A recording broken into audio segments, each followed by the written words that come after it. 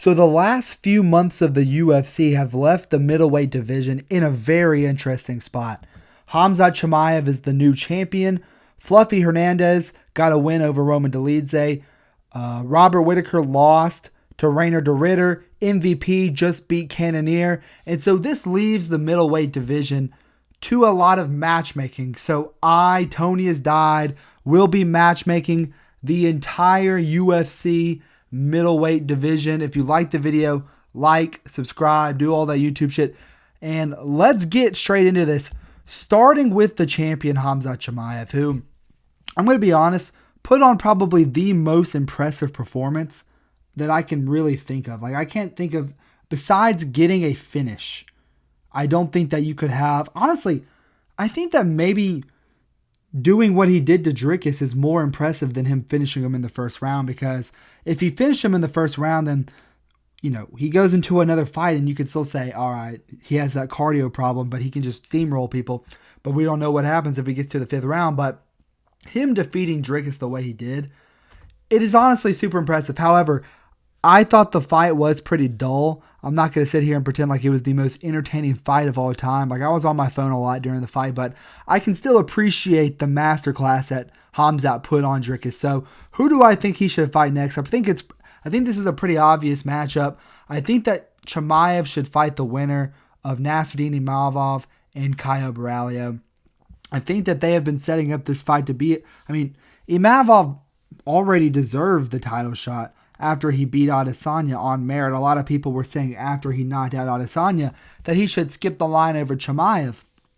And it's pretty cool. I think it's pretty classy of Imavov to take another fight when he could have just done what Bilal did, what JDM did, what Shavkat's doing, what a lot of these other people are doing, where they just kind of sit out for a very long time, waiting and waiting. Like what Chimaev did, he just waited for his title shot. Imavov is deciding to stay active, get back into the mix against a very dangerous person in Caio Borralho. So as of right now, I'm leaning more towards Imavov winning the fight. I think that he showed a higher level of ability than Caio, but Caio could definitely win. This is a fight that could go either way. The fighting nerds have been on fire. So yeah. The next fight I want to talk about is one that just got confirmed. Fluffy Hernandez versus Rainer de Ritter. This is not the fight that I wanted to happen. If I was in the UFC, I would be making Fluffy Hernandez versus Sean Strickland. I'd be making Rainer de Ritter versus Dricus. And I'd be making this other fight that I'm going to talk about in a second. But I think when you have two people in the top 5 coming off losses, they both need to be fighting the contenders instead of the contenders fighting each other, But this is a fight that's being made by the UFC now. This was confirmed by Crazy Kev, so take it with a grain of salt. But most of the time, Crazy Kev is right, all right? But this is a fight that's being made, and I think it's going to be a very entertaining fight. I think this will be an absolute banger. De Ritter is coming off of a war against Robert Whittaker in which he barely scraped out the W. And Fluffy is coming off one of the most dominant performances. If we're talking about dominance, everyone's complaining about the grappling of Chimaev. Look what Fluffy did in the grappling. I think that kind of just proves that Chimaev could have done more against Dricus, But yeah, I think that this fight is going to be a super fun fight. It's just not the fight that I would have made. I would have matched these two guys up with different people, but it looks like the UFC is going to go this direction, and this is going to be the headliner for that Vancouver card in Canada. So yeah, this is a matchup that's all but official. So yeah. The next fighter I want to talk about is Israel Adesanya. He's in a pretty rough spot, losing 3 out of his last 4 fights. Subbed by Dricus, knocked out by Imavov, and he got knocked out by Pereira as well, and he got beat by Strickland by decision. So Adesanya, he has to fight a newcomer, but I don't think that he should just be fighting any newcomer. I think that Adesanya is one of the biggest names in the UFC for some reason. I think he's been pretty boring over the years, but compared to what fucking Chimaev did, I don't think it's that boring. But what am I saying, bro? That Cannonier fight was terrible, but I think that Izzy has name value, and I think that he should only fight other people that have name value. So that's why I'm going to match him up with Michael Venom Page. Now, listen, I know that these guys are butt buddies, okay? They have, what the heck? Sorry, my screen glitched for a second. These guys have hung out with each other before in the past, and they're, you see MVP saying, "Oh, I'm not going to be fighting my friend Adesanya." You guys aren't training partners. Get over it, bro. This isn't the fucking Ultimate Friendship Championship. This is the Ultimate Fighting Championship, okay? It's not like these guys are best friends like Marab and Aljo and they live next to each other and train together. These guys just know each other and they like each other's style, so they're friends with each other. I think that this is a winnable fight for Adesanya, which is first and foremost what the UFC likes. They give him cherry-picked fights. And this is also a winnable fight for Michael Venom Page. And this fight is going to stay on the feet. This will be a striking match. And we will get to see Adesanya, who has some of the best range management, versus MVP, who has some of the best range management. So this will be, this fight has a lot of potential to be boring, but I think that it makes sense for both guys. This can be like a co-main event for a pay-per-view with a super good main event. This could be the main event of a fight night. This could be, I think that this sells as well. Like MVP has name value, and I saw MVP talking like he was going to go back down to welterweight. I don't know why on earth he would want to go back to welterweight. Look at the fucking skill gap at middleweight and welterweight, and look at yourself. You are clearly the best striker in the division right now. And you're right on the cusp of a title shot. If you get one more W, you could get a title shot, MVP. So I don't know why he's talking about fighting Carlos Prates or going back down to 170. This is the fight that needs to be made. They both have name value. MVP needs to fight up. Adesanya needs to fight down. I don't care if they hung out one time at a fucking club. They need to fight each other. So yeah, this is the fight that needs to get made if I'm in the UFC. Now, let's talk about Robert Whittaker. He's coming off a very close decision against Rainer de Ridder where he barely lost. And I think that he should fight Sean Strickland. Now, originally, I wanted Sean Strickland to fight Fluffy Hernandez, but it looks like Fluffy's going to be fighting RDR now. So, I think that both of these guys are coming off of losses. They're both former champions. They're both in the latter stages of their career. I think that this is a really good fight for both of their legacies at this point. And I think that you could put this on an Australian card and it could sell. I think this could be, I don't know about a headliner, but this could definitely be send fucking Sean Strickland back to the fucking Apex, okay? I think that this fight, there are other matchups that I would have liked for both of these guys, but looking at what's going on in the UFC, I think that this is what has to be made now. Because you look at Whittaker, and him and Strickland have basically fought Adesanya. They've both fought Dricus. They both have fought, almost the entire division. Okay? And so I think that there needs to be fresh matchups. These guys are right next to each other in the rankings. They're both coming off losses. One of them needs to catch up a W, So, yeah, I think that this is a fight that makes a lot of sense. I think this is a fight that the UFC should be trying to book. So let's talk about the next fight, which is the former champion Dricus du Plessis. He is coming off of a loss in his title fight, and I think that he should fight the loser of Nasruddin Imavov and Caio Borralho. Now, I think that if Imavov and Borralho is as entertaining as I think it's going to be, I think that you should justify giving Dricus the loser of this. On one hand, I don't think Dricus is going to be coming back for a while. He was already pretty inactive in the first place. A lot of people like to call Chimaev inactive, but Dricus, he was a fight once a year fighter as well. If you look at his come up and if you look at his recent fights, he fights once a year. And he just lost. So he's got to go back to the tool deck for a while. I think that this fight is happening. I think that schedule-wise, I think that the loser of this fight, it would line up either way. And so, yeah, I think that Caio will probably be the person who loses this, and he'll probably be ranked number 7. Dricus will be ranked number 1 or 2. And And I think that you should give him the fight, basically, you know? I mean, there's not really any other contenders for Dricus the fight coming up. And so, yeah, I think that the loser of Imavov and Borralho should fight Dricus du Plessis. I wanted Dricus to fight De Ridder. I know I've said this already, but it just made sense for Dricus to fight De Ridder and Fluffy to fight Strickland and Adesanya to fight MVP.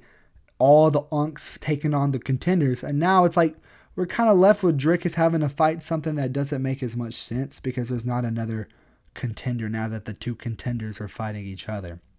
And so, yeah, I think that Dricus should fight the loser of this fight. So, yeah, let's move on to the next one, which is Jared Cannonier. My GOAT, Jared Cannonier.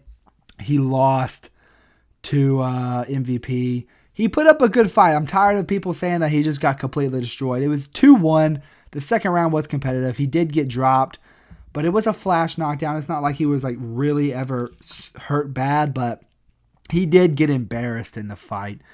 MVP was dancing on him. He was hitting emotes and shit. So I think that you need to get Cannonier back into the win column. This was a matchup I saw MMA Guru made. Brendan Allen versus Jared Cannonier. In his last fight, I was actually there at 318. Brendan Allen did not look that impressive. People were clowning me for picking Marvin Vettori to beat Brendan Allen. And I think that a lot of people can be more forgiving on that pick after seeing what Brendan Allen did, making Marvin Vettori look like a fucking striking master. And he just shows bad fight IQ in every fight. The Imavov fight, he showed bad fight IQ. The was it Gastelum? No, it was that guy, Chris Curtis. Chris Curtis fight, he showed bad fight IQ. I don't think that Brendan Allen is that good, but he's on a win streak now, and Jared's got to fight down. Allen's got to fight up. So I think that this fight makes a lot of sense. Now, the next on the chopping block, we got Paulo Costa. All right. Paulo Costa is coming off a win over Roman Kopylov, defending his ranking spot against him.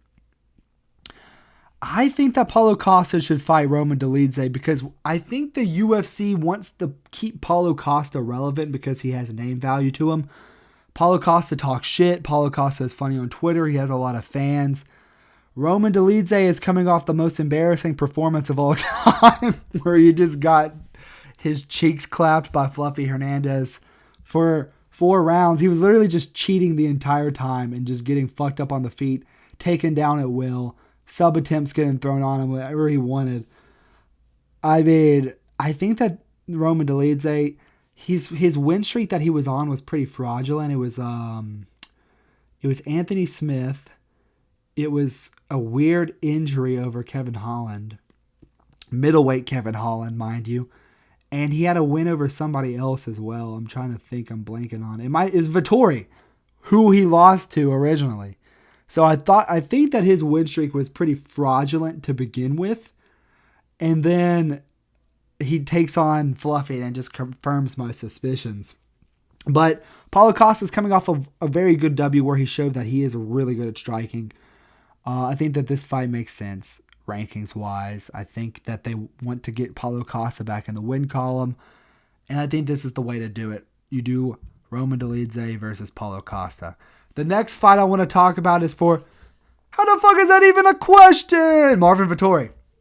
Marvin Vettori, he has looked stale. And to put it lightly, Marvin Vettori has not looked good in his last couple of fights. Yeah, I think that he needs to take on an up-and-coming contender.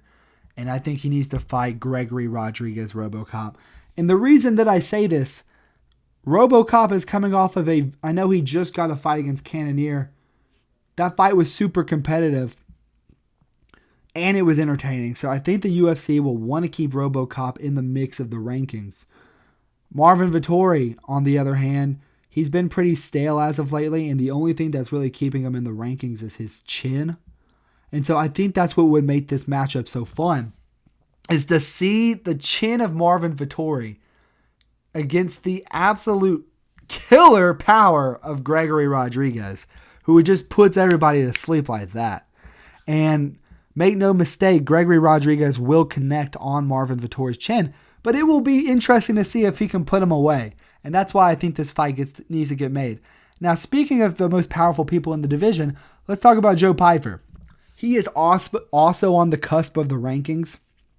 I think that he needs to fight Ikram Aliskerov. Now, Aliskerov, he's had a couple, his only 2 losses are to Robert Whittaker and Khamzat Chimaev. So, we can't really say that Ikram is like terrible because his losses have been against the best of the best. However, he is on the verge of the rankings. And I think Joe Pyfer is on the verge of the rankings. Sorry to use your pre-turkey hairline photo, Joe Pyfer. But I think that this fight makes a lot of sense. I think both of these guys are super skilled in the areas that they succeed in. I think Ikram has pretty good, he has pretty good striking, but he also has pretty decent grappling as well. Joe Pyfer, he has great grappling and striking as well. So I think that this fight, whoever wins this fight should be ranked 15 in the division and kick out Kopylov. And we'll talk about Kopylov in a second. But yeah, I think Pyfer has one-hit knockout power. He also has, Sean Brady says that Joe Pyfer has better grappling than me. I really doubt that. I think he's just hyping up his teammate. But he showed good grappling against Gastelum. I mean, he didn't shoot. I don't think actually that was kind of bullshit. I just was bullshitting. He didn't even shoot on Gastelum. He should have shot on Gastelum. He should have showed his grappling against Gastelum. And I think that he will definitely have to use it if he fights Ikram. So I think that this is the fight that should get made. The next fight I want to talk about is Roman Kopylov, who has been exposed as a fraud as of recently. I think that he should fight Abus Magomedov. I think this should be a good comeback W. Abus is coming off of the win over Michel Pereira. Obviously, Kopylov just lost to Paulo Costa. I think that they should fight each other. Abus comes hard in round 1. Pause. Saying some fruity shit here. Abus has a good style in round 1.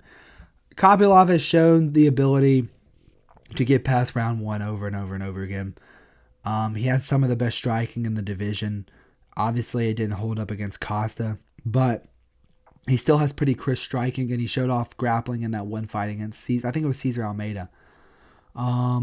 But yeah, Kopylov, he's strung a couple of W's together. Now he's hit a rough patch against Fluffy and Costa. I think that this fight against Abus makes a lot of sense for both guys. So yeah. The next guy I want to talk about is this fucking degenerate pirate, Shara Bullet Magomedov. Shara Bullet, he's coming off of a win over, what's that guy's name?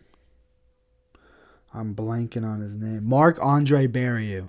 He's coming off of a win over Marc-Andre Barrieu. He did not look super impressive. Marc-Andre Barrieu is very famously the guy that gets flatlined in every single fight.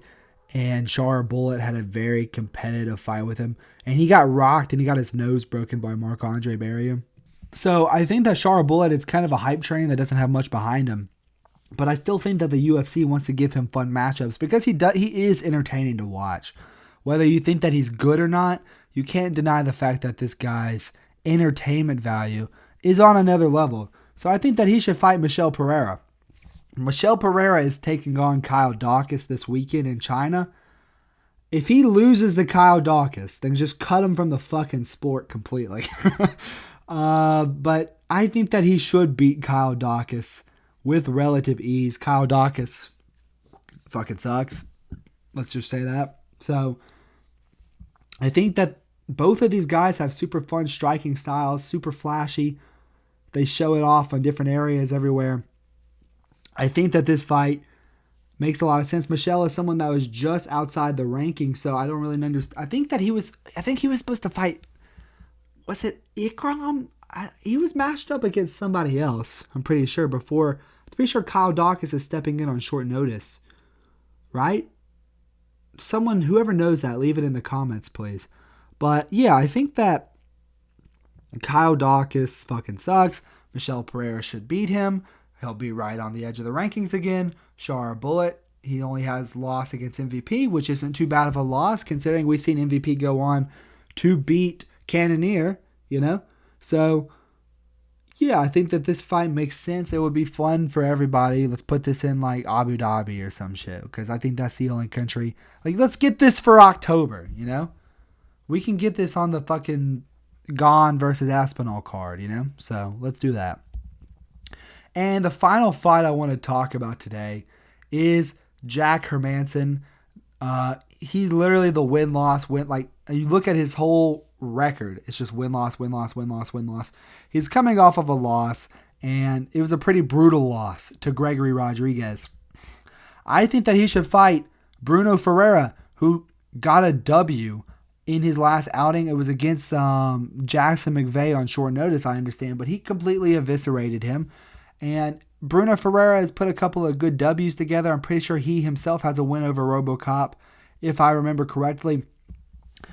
I think that this, like, Bruno Ferreira deserves a jump into the top 15. I know technically Hermansson's not in the top 15 anymore, but I think that he deserves a test to prove that he is a worthy middleweight. And I think that this is the perfect test for Bruno Ferreira. So let's see Bruno Ferreira, who is a tank of a person, who just comes forward no matter what. He's a marauder, you know, versus Jack Hermansson, who has shown time and time again to fraud check a prospect, like he beat Joe Pyfer. So yeah, let's see this fight. We got to see it. So here are all my matchups. Chimaev versus the Caio versus Imavov winner. Dricus versus the Caio Imavov loser. Obviously, Caio and Imavov are fighting each other. Fluffy versus De Ritter. Adesanya versus MVP. Strickland versus Whittaker. Cannonier versus Allen. Costa versus Dolidze. Vettori versus Robocop. Pyfer versus Ikram. Abus versus Kopylov. Michelle Pereira versus Shara Bullet. Jack Hermansson versus Bruno Ferreira. I don't know if there's anybody I missed. Someone like fucking Bo Nickel or something. I'm not matching him up until he can prove himself again to actually be worthy of the UFC. But that is the video. If you like the video, like, subscribe, do all that YouTube shit. Thank you guys so much for watching, and I will catch you guys in the next one. Peace.